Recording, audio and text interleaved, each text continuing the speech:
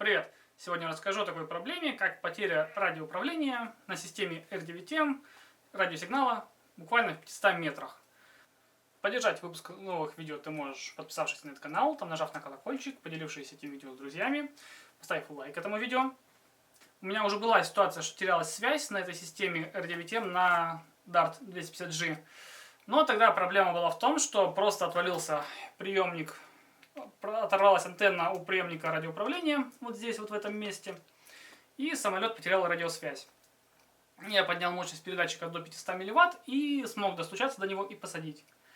В этот раз снова запустив Dart, у меня пропало радиоуправление, буквально в 500 метрах, но связь восстанавливалась, то есть RSSI был низкий, и периодически он появлялся. Я снова поднял мощность до 500 мВт и посадил самолет. Я предположил, что снова оторвалась эта антенка, отвалился штекер. Проверил, что все нормально, запускаю его во второй раз. И снова потеря радиоуправления буквально в 500 метрах. Следующее предположение у меня было, что вышел из строя приемник радиоуправления. Или сгорел он, или что-то еще, или перегрелся. Не знаю, в общем, предположил, что приемник. Запустил Sonic Model Binary. И снова на нем стоит там вообще Diversity приемник, R9 Slim плюс OTA. И снова потеря радиоуправления в 500 метрах. Ну, два приемника выйти одновременно не могли из строя, поэтому ничего не осталось, кроме как предположить, что вышел из строя либо модуль радиоуправления, либо его антенна. Я попросил антенну у моего приятеля, вот такую вот Immortal T. И, о чудо, фейлсейва нету, управление стабильное, улетел спокойно там на 5 километров. Посадив бинарь, я с пристрастием изучил эту антенну и выяснил следующее. Вуаля! Как оказалось, у этой Immortal T, точнее Super 8 этой антенны, очень хреновое крепление. А именно хреновое крепление вот в этом вот месте, где оплеточка крепится к RPSMA коннектору.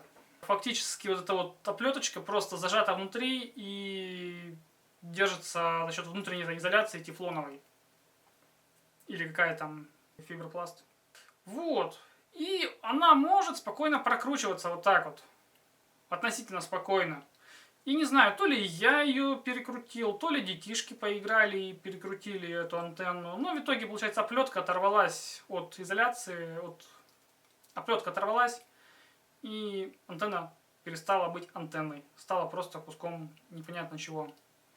Вот, собственно, вот такая вот причина. Поэтому на замену я купил вот такую вот тюнинную антенну. Еще не проверял. Сделано в Уганде. Заявляется, что КСВ там 1,1 на частоте 915 МГц. Вот. Но с ней опять же произошел небольшой косяк. Дело в том, что с ней идут коннектор SMA, а в модуле R9M коннектор RPSMA.